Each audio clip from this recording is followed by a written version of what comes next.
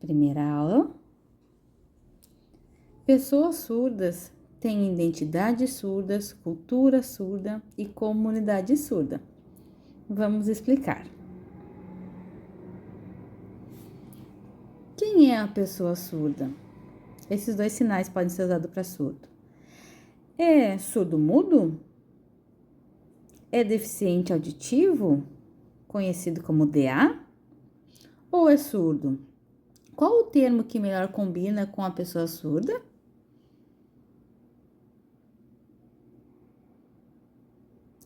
Existem diferentes visões sobre a pessoa surda.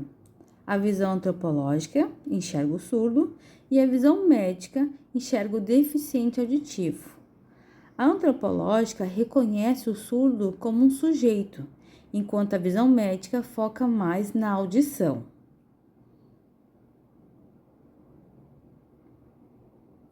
A área clínica está focada na patologia, conforme a perspectiva médica e também a jurídica, como a lei classifica esse sujeito, e também os concursos, quando solicitam atestados médicos com comprovação de CID. Eles focam na audição, por isso a deficiência. Por outro lado, a antropológica está focada no sujeito surdo, na sua cultura, na minoria linguística e no sujeito sinalizante. A antropologia também foca nas lutas e movimentos, olhando os surdos como sujeitos, já a visão médica como deficiente auditivo, na perspectiva da patologia da falta da audição. Mas a comunidade surda usa o termo surdo. Eu sou surda. Para a comunidade surda, o deficiente auditivo é a pessoa que optou por não usar a língua de sinais. Então, esse termo vai depender do contexto em que for utilizado.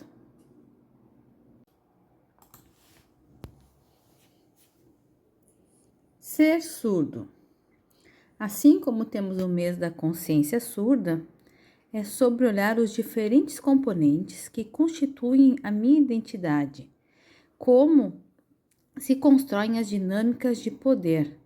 É a minha subjetividade, minhas experiências são diferentes. Eu só sou surda. Convivo em comunidade surda. Uso a língua de sinais. A minha percepção é visual. Essa é quem eu sou surda.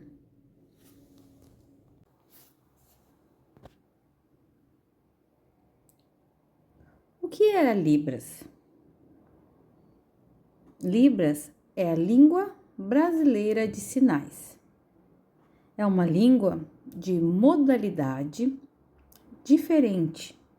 Ela é gesto visual que torna possível a comunicação através da produção de gestos, expressões faciais e corporais e pensamentos nessa língua. Ela é reconhecida por lei, mas não é a primeira língua oficial. A língua de maior status é o português, mas a Libras já é reconhecida desde 2002 e oficializada pelo presidente da época. Ela é um meio de comunicação com pessoas surdas e precisa ser difundida na sociedade para que saibam que é uma língua e não é uma linguagem. Ela é um idioma, um meio de expressão que tem sintaxe e estrutura gramatical diferente. Então, é língua brasileira de sinais. E este é o sinal, ou esse também. Então, a Libras já tinha sido reconhecida por lei, mas faltava um decreto para regulamentar. Por exemplo, como seriam as escolas? O que garantiria a acessibilidade? Por isso, criaram o decreto em 2005, em 22 de dezembro, para assegurar que a lei fosse cumprida.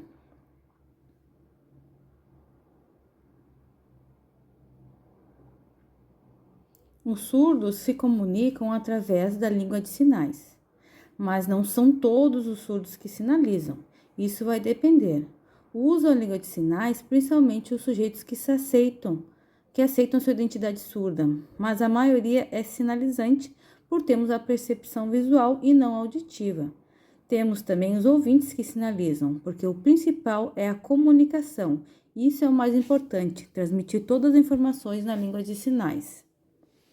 A língua de sinais é o alfabeto manual? Não é, mas o alfabeto é um empréstimo linguístico do português. E usamos quando, por exemplo, uma palavra ainda não tem sinal. Pode ser para se referir ao nome de uma pessoa, ou nome de uma rua, ou se ainda não tem um sinal, se utiliza o alfabeto manual. Mas isso é um empréstimo do português, diferente do que a maioria pensa que faz parte da Libras, mas não, é somente um empréstimo. A língua de sinais e a língua oralizada são diferentes e possuem diferentes estruturas também. A língua de sinais é autônoma e não podemos comparar, porque a língua portuguesa ela é oral auditiva, enquanto a de sinais é gesto visual, não é falada, mas ambas possuem o mesmo nível linguístico. Cuidem para não sinalizar e falar ao mesmo tempo, porque isso produz um português sinalizado e atrapalha muito. Então, são línguas diferentes e devem ser usadas separadamente.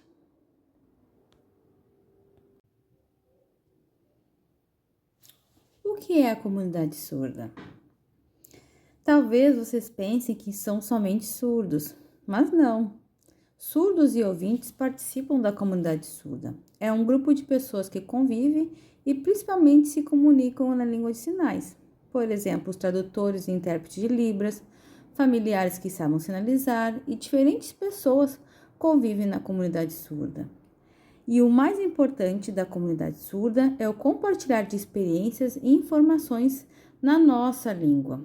Isso é o principal.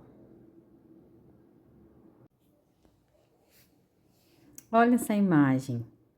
Percebem que é uma roda de conversa? Isso nos dá empoderamento. É o meu lugar de pertencimento. Isso é a comunidade surda. Pode ser, por exemplo, frequentar associações, também a convivência nas escolas, ou um grupo de uma igreja. Enfim, tem diversos grupos que representam a comunidade surda, sendo a principal característica a comunicação através da língua de sinais, porque é a minha língua onde eu me identifico fortemente com os meus pares sinalizantes. E o principal é o sinalizar. E sobre a cultura surda? Você já ouviu falar sobre essa cultura? Existe cultura ouvinte, cultura branca, cultura indígena ou outras culturas? Precisamos ter uma cultura surda? Essa é a doutora Gladys Perlin. Esse é o sinal dela. Ela é uma pesquisadora maravilhosa que escreveu sobre a cultura surda. É o meu jeito surdo de ser, de perceber, de sentir, de vivenciar e de comunicar, pois o mundo me limita, mas com os meus pares, nossa cultura visual torna o mundo habitável. É diferente dos ouvintes que têm percepção auditiva. Eles não têm as mesmas experiências que nós, surdos, que somos totalmente visuais. Observem a imagem abaixo, é um desenho de uma criança surda. Olhem as mãos, porque é a nossa forma de expressar. Percebem que estão bem grandes e também os olhos, pois é assim que nós nos identificamos. Esse desenho é muito forte.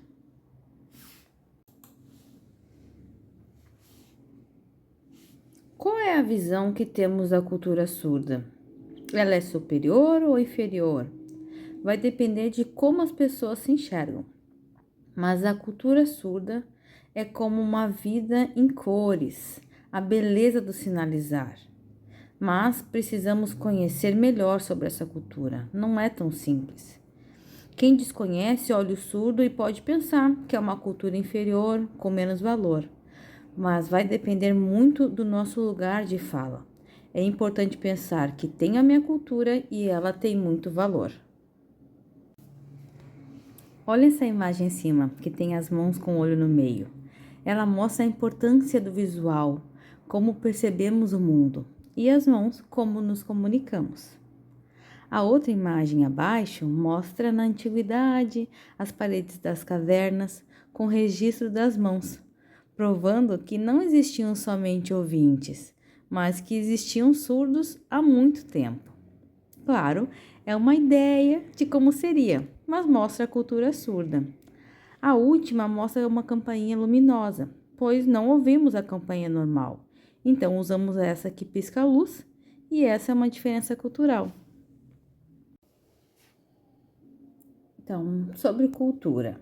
Sabemos que existem diversos aspectos dentro de uma cultura, como identidade, língua, história, pedagogia, arte, poesia, política, esportes, associações e intérpretes. Entre estes, o principal é a política. Se não houvesse uma cultura, não teríamos políticas, como criação de leis, através de lutas e movimentos para defender a nossa cultura e suas necessidades.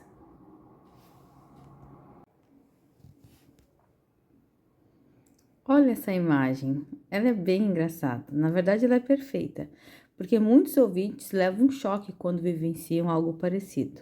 Por exemplo, pais surdos com filhos ouvintes, quando o filho convida o amigo para ir em sua casa, quando esse chega na casa e vê todos sinalizando, conversando sem som, eles ficam chocados. Isso é cultura surda. Eu gosto muito dessa charge, eu acho ela muito engraçada.